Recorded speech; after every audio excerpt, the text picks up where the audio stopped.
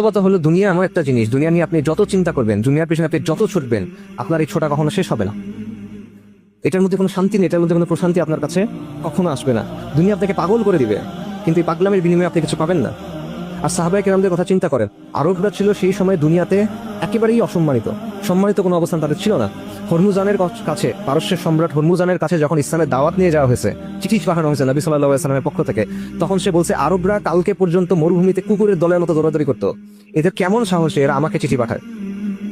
এইভাবে তারা আরবদের দেখতো। অথচ এই আরবরা যখন তারা ইসলাম গ্রহণ করলো, তারা কি অপ্রতিরোধ শক্তি হিসেবে আসলো, অর্ধেক দুনিয়া দখল করে ফেললো। আল্লাহ তাদেরকে দিলেন। আসলে এটা কিভাবে সম্ভব হইলো? এই যে সম্মানটা, এই অর্জনটা কেমনে সম্ভব হয়েছে? এই কষ্টটা তারা কিভাবে করতে পারছে? কারণটা হলো তাদের চিন্তাটা, তাদের চোখটা আখিরাতের দিকে ছিল। এই জন্য দুনিয়া তার সামনে এসে বড়ায় পড়ছে, লুটায় পড়ছে।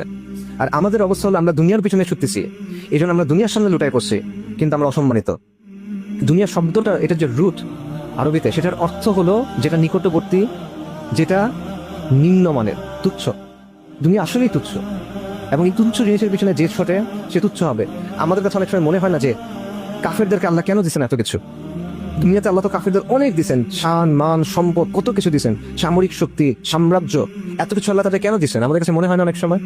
নবী সাল্লাল্লাহু আলাইহি ওয়াসাল্লাম উত্তর দিচ্ছেন, উনি বলছেন দুনিয়ার মর্যাদা যদি আল্লাহর কাছে একটা মশার দানার সমান হইতো, তাহলে আল্লাহ কাফেরকে এক ফোঁটা পানি দিতেন না। কিন্তু দুনিয়ার মর্যাদা একটা মশার দানার সমানও না, এই জন্য আল্লাহ কাফেরকে দিয়ে রাখছে। কিছু যায় আসে না, এটা কোনো মূল্য নাই। দুনিয়ার আখিরাতের অবস্থা হলো, নবী সাল্লাল্লাহু আলাইহি ওয়াসাল্লাম বলছেন যে আল্লাহ কসম, যে আখিরাতের তুলনায় দুনিয়ার অবস্থা হলো, তোমাদের মধ্যে কেউ সমুদ্রে একটা আঙ্গুল ডুবালো, তারপর সে আঙ্গুল এনে দেখুক এখানে কতটুকু পানি লেগে আছে। এই যে সমুদ্র, এটা হলো আখিরাত। আপনি আঙ্গুল ডুবানোর পরে হাতে যেটা লেগে থাকবে, এটা হলো দুনিয়া। এই হলো দুনিয়ার অবস্থা। কিন্তু আমরা এই দুনিয়ার পিছনে ছুটতেছি। আমার হায়াতুদ দুনিয়া ইল্লা মাতাউল গুরুর।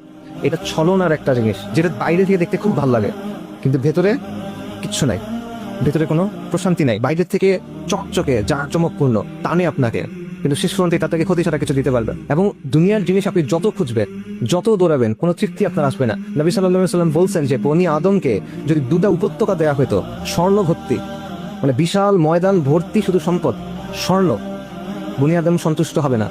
সে তৃতীয় একটা চাইবে। বনি আদমের পেট একটা জিনিস দিয়ে ভরবে, এটা হলো কবরের মাটি, আর কোনো কিছু দিয়ে এটা ভরবে না।